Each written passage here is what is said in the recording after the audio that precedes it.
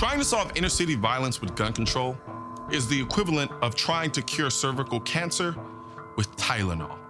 It doesn't work. It's nothing but political snake oil. When the first dose of gun control doesn't work, they'll just say we just need to apply more gun control. And when that doesn't work, they'll say we just need to apply just a little more gun control. Think about it.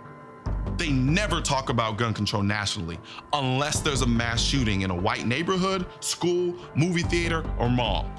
So when people started realizing anti-gun politicians only push for gun control when the very rare mass shootings happen, they had no choice but to acknowledge the inner city violence or risk confirming that they don't really give a damn about Black kids dying as long as they didn't bring that inner city stuff to their neighborhoods. All this fake outrage about inner city violence is simply the thing to do right now. No different than when privileged celebrities thought it was all the rage to adopt random Black kids from Africa.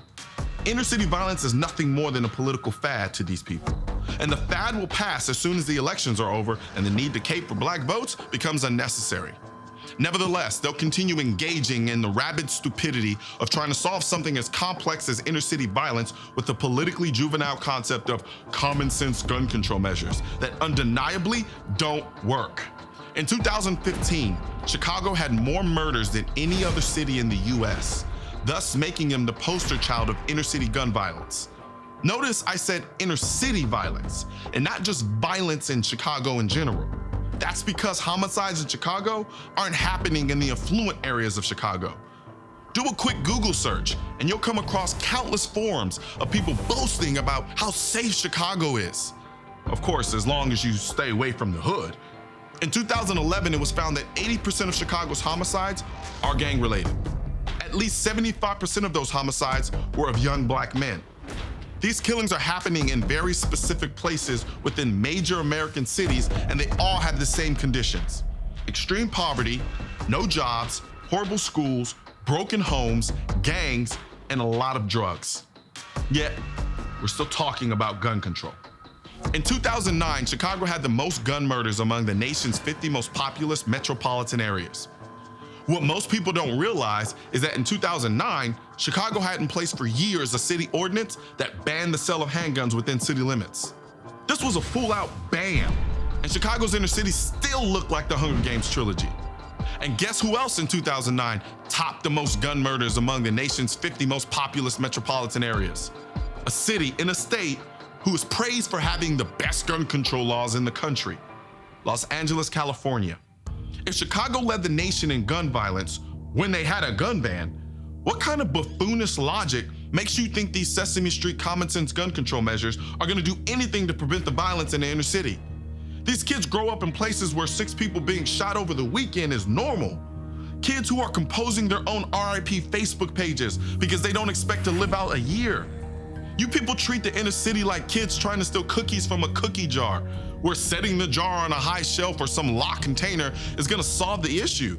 Getting a gun illegally in these neighborhoods is nothing, a mere drop in the bucket of things they feel they have to do to survive. They don't care about your gun control laws. You don't even enforce them. And they know it. It's better to get caught with a gun by the cops than to get caught without one by someone shooting at you. To make matters worse, instead of saying, okay, maybe we're approaching this entirely wrong, let's take a deeper look at the issue and try to fix the real issue.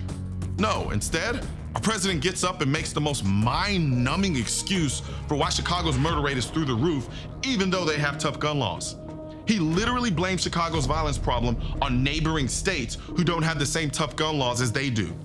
This excuse might sorta actually work if so-called neighboring states had cities with the same violence issues as Chicago, but they don't. And if their weak laws are why Chicago is so bad, then the violence in these surrounding cities and states should be worse than Chicago's. But they're not. At this point, someone honestly trying to find a solution would start focusing on the conditions in these places.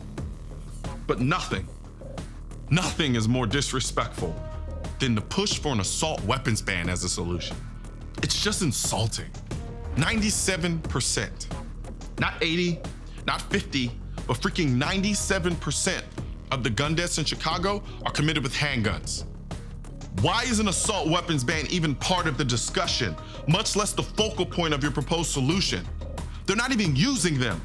Like, at this point, you're not even trying. You're like an absentee father who sends a birthday card 5 days after his son's birthday and can't understand why the son hates him. There's no real effort here. You're not even considering an alternative solution when the solutions you have are failing miserably. I'll keep saying it until I'm blue in the face. Gun control is not a solution to inner city violence. It's a political placebo designed to give the appearance of sympathy when in their hearts, there's only apathy.